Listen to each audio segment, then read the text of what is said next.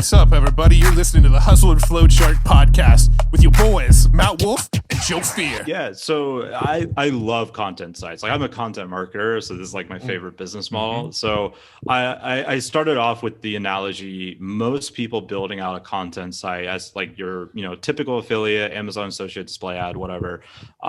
There's two kinds of sites. So you have the brochure and you have the magazine. So if I'm walking down the street and I hand you a brochure selling like ovens or microwaves or whatever, there's like two things that are going to happen there, right? You're going to take this brochure and either buy what I'm selling in that brochure and throw it away, or you're just going to throw it away and not buy. But like either way, you're throwing away the broshure, right?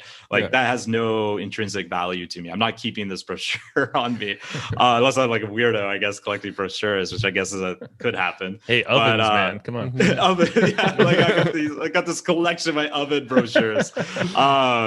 But if I had a magazine instead about like kitchen, home and living, whatever, that happens to sell red ovens or whatever inside of that magazine and hand it to you, and if you're into that space, you might be a subscriber in my magazine. So now I get to sell you all sorts of stuff all over again. So I bring up this analogy because most affiliates I talk to, they are amazing marketers, or they're amazing at getting traffic, but they often don't see like the big picture of what they're doing. They think the business model is just, okay, I'm going to rank this article. People are going to come to it. They're going to click my affiliate links and I'll make money. That's the business model. They're not wrong, but there's a short-sighted business of what it can become. So to become a magazine style or a media empire, you got to flip your thinking a little bit. It's not about getting articles ranked for people to click on your affiliate links. It's about how can I build an addressable audience? An addressable audience, like typically that'd be your email list, but it's basically any kind of medium where you can, on demand, basically reach out to this audience. You want to build an addressable audience. So, okay, how do I do that? Like, well, starting a website called bestredblenders.com probably is not going to help you. Like, you want to be like Kitchen Hero or something like that, something that is a bigger brand message. So you start off as a brochure site, pretty much everyone does. You start building that email list, and that each stage as you build this media empire opens you up to all sorts of new revenue doors that didn't used to exist. So once you have that email list going, and say you have a sequence of emails going out to various affiliate content, or just branding good, valuable content, you can look at that sequence and say like, okay, this sequence, even as an Amazon associate affiliate, is making me say $120 of profit by the time they go through my funnel.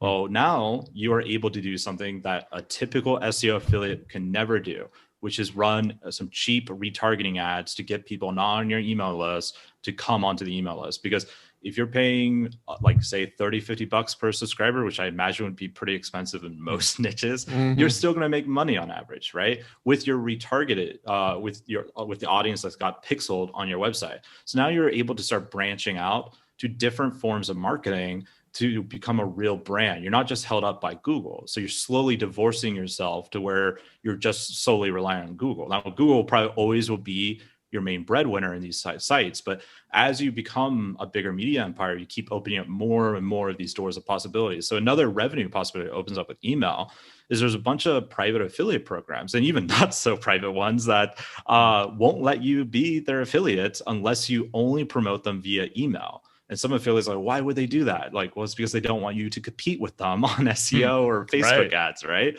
So just to get into the game, you need to have an addressable audience for this kind of target. I have a few affiliate friends. They're not actually SEOs, so it's kind of ironic that's ended up happening to them. But they had like this news website that was just like took way off in Google, and they bring them into their email list, and they have hundreds of thousands of subscribers now. And they just like, all he does is just segment his list with different email only affiliate offers basically, and makes crazy amount of money off of that. So that's like the first step. You want to go from this brochure slowly towards this magazine. You build this email list, you start getting good at email marketing, a little bit of retargeting, nothing crazy yet. And then you really start scaling up your content production. You build that team of good writers.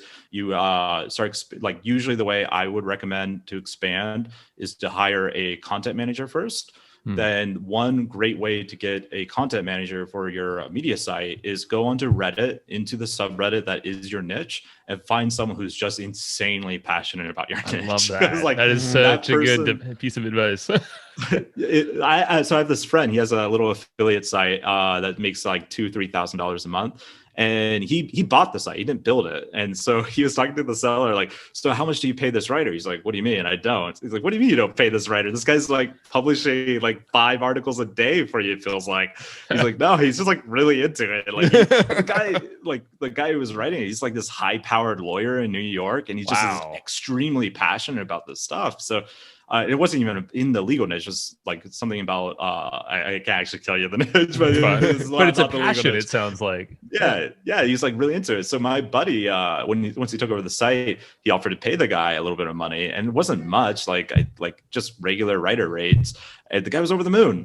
Like, what? You're going to pay me for this? So that is the best place to find the content manager. And the reason why you want that person to be your content manager is because that allows you to scale to the cheaper writers, say like your text brokers or your freelancers or whatever, to where your content manager knows the niche, knows what is right or wrong, and can help that writer massage that piece at scale for you easier. So that's like the first step of growing your team in this media empire.